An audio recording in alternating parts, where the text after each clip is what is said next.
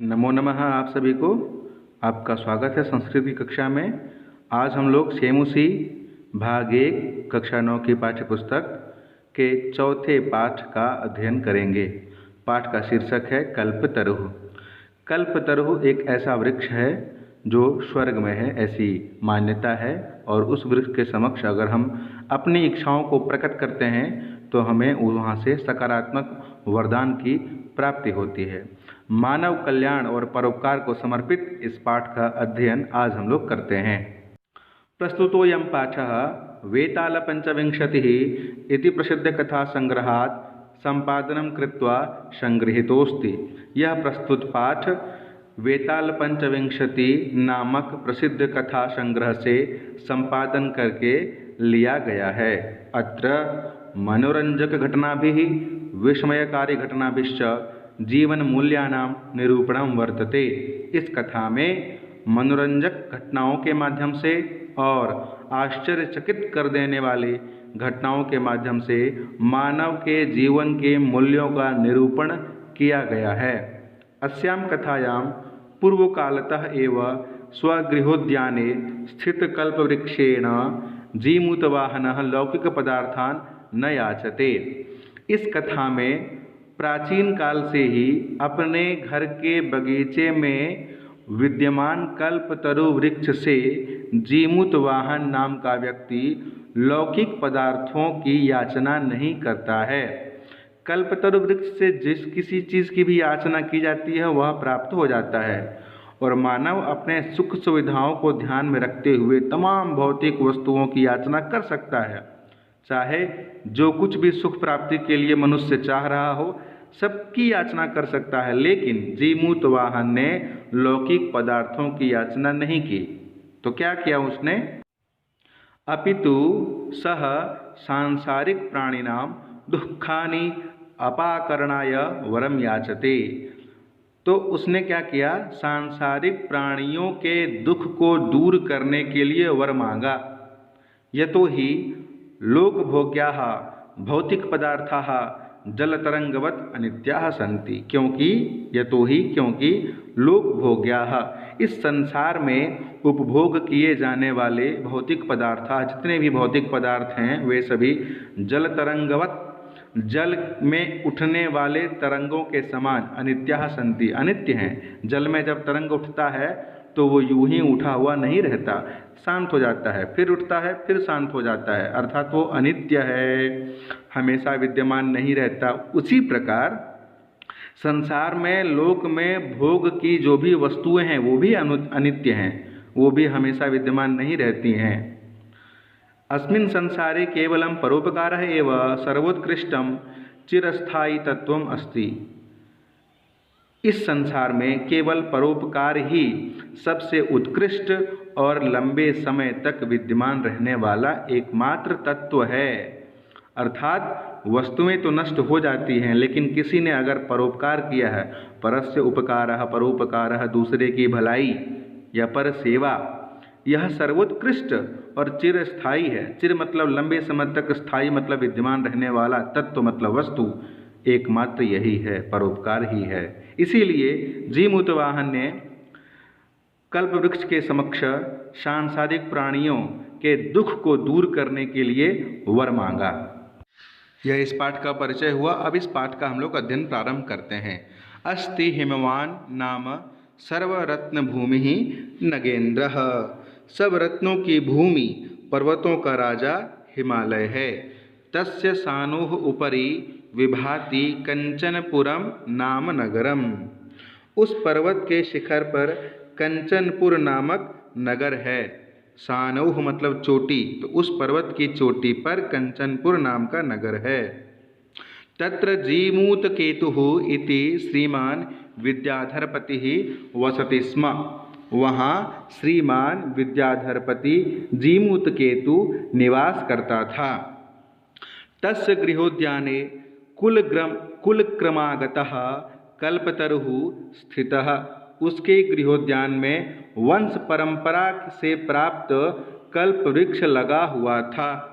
सह राजा जीमूतकेतुः तं कल्पतरुम् आराध्य तत्प्रसादात् च बोधिसत्त्वांश संभवम जीमूतवाहनम नाम पुत्रम प्राप्नोत। उस कल्प वृक्ष की पूजा करके तथा उसकी कृपा से राजा जीमूत केतु ने बोधिसत्व के अंश से उत्पन्न जीमूतवाहन नामक पुत्र को प्राप्त किया। सह जीमूतवाहनः महान् दानवीरः सर्वभूतानुकंपी च अभवत्। वह अत्यंत दानी तथा सब प्राणियों पर दया करने वाला था। जीमूतवाहन महान दानवीर था और सर्वभूतानुकंपी सभी प्रकार के भूतों में अर्थात वस्तुओं में, अनुकंपी अर्थात दयावान, सभी प्राणियों में ही नहीं अपितु मनुष्य के अतिरिक्त जितने भी जीव जंतु हैं और भी जितने भौतिक पदार्थ हैं सभी के प्रति दयावान था। तस्य गुणैः प्रसन्नः स्वसचिवैश्च प्रेरितः राजा कालेन संप्राप्त यौवनम तम यौवराज्ये अभिषिक्तवान। उसके गुणों से प्रसन्न तथा मंत्रियों से प्रेरित राजा ने उचित समय पर यौवन संपन्न अर्थात जब युवावस्था को प्राप्त कर लिया तब अपने पुत्र जीमूतवाहन का युवराज के पद पर अभिषेक कर दिया अर्थात उसको राजा बना दिया। कदाचित हितैषिणः पितृमंत्रिणः यौवराज्ये स्थितं तं जीमूतवाहनम् उक्तवन्तः। युवराज के पद पर स्थित उस जीमूतवाहन के उसके हितैषी पिता तथा मंत्रियों ने कहा, क्या कहा? युवराज, हे युवराज, योऽयं सर्वकामदः कल्पतरुः तवोद्याने तिष्ठति स तव सदा पूज्यः। योऽयं सर्वकामदः, जो यह सभी कार्य को करने वाला या सर्व मनोकामना सिद्ध यह कल्पतरु का वृक्ष है वह आपके उद्यान में स्थित है। स तव सदा पूज्यः, वह आपके द्वारा सदा पूजनीय हो अर्थात वह आपके लिए हमेशा पूज्य हैं, उनकी पूजा करिए। अस्मिन् अनुकूले स्थिते सति शक्रोपि अस्मान् बाधितुं न शक्नुयात् इति। अर्थात अस्मिन् अनुकूले, इस वृक्ष के अनुकूल होने की स्थिति में इंद्र भी हमारा कभी कुछ नहीं बिगाड़ सकता या इंद्र भी हमें कभी बाधा नहीं पहुंचा सकता।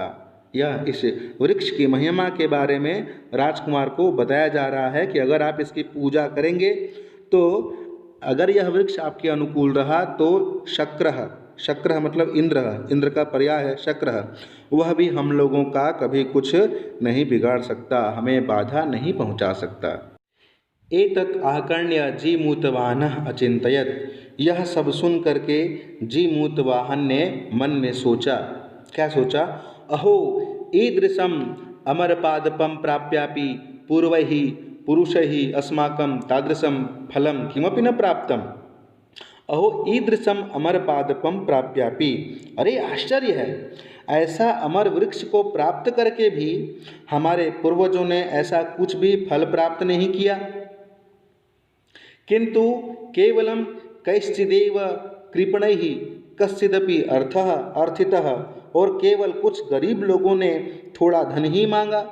कृपणैः मतलब गरीब लोगों के द्वारा या गरीब लोगों के लिए, कृपणैः कश्चिदपि अर्थ अर्थितः, अर्थ मतलब धन, अर्थितः मतलब मांगा। तदहम अस्मात् कल्पतरुः अभीष्टं साधयामि, अतः मैं इस वृक्ष से अपने अभीष्ट मन की इच्छा को सिद्ध करूँगा, ऐसा सोचा उसने। एवं आलोच्य सह पितुः अंतिकम आगच्छत्, ऐसा सोच करके वह पिता के समीप आया। आगत्य च सुखमासीनं पितरम एकांत्ये न्यवेदयत्, और पिता के पास आकर के एकांत में सुखपूर्वक बैठे हुए पिता से एकांत में वह निवेदन करता है, अपनी बात रखता है। क्या रखता है अपनी बात? क्या कहता है? तात त्वं तु जानासि एव यदस्मिन् संसार सागरे आशरीरम इदम सर्वं धनम वीचिवत् चंचलम, कि पिताजी आप तो यह जानते हैं कि संसार सागर में शरीर सहित सारा धन लहरों की तरह चंचल अर्थात नष्ट होने वाला है, एक न एक दिन समाप्त होने वाला है। यह शरीर भी समाप्त होने वाला है। यह शरीर जिन जिन वस्तुओं का उपयोग करता है वो सभी वस्तुएं एक दिन समाप्त हो जाएंगी। एकः परोपकारः एव अस्मिन् संसारे नश्वरः यो युगान्तपर्यन्तं यशः प्रसूते। एकः परोपकारः एव, अर्थात इस संसार में एक परोपकार ही अनश्वर है, अर्थात कभी नष्ट होने वाला नहीं है।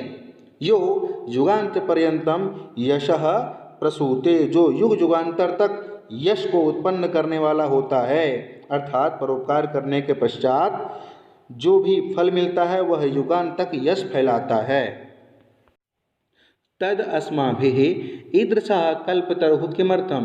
तद, जब ऐसी बात है तो हम लोग इस कल्पतरु की क्यों, किस लिए रक्ष्यते, रक्षा कर रहे हैं, अर्थात उनके द्वारा प्राप्त किसी भी चीज की जब नित्यता ही नहीं प्रमाणित है तब हम लोग उस कल्पतरु की रक्षा क्यों कर रहे हैं।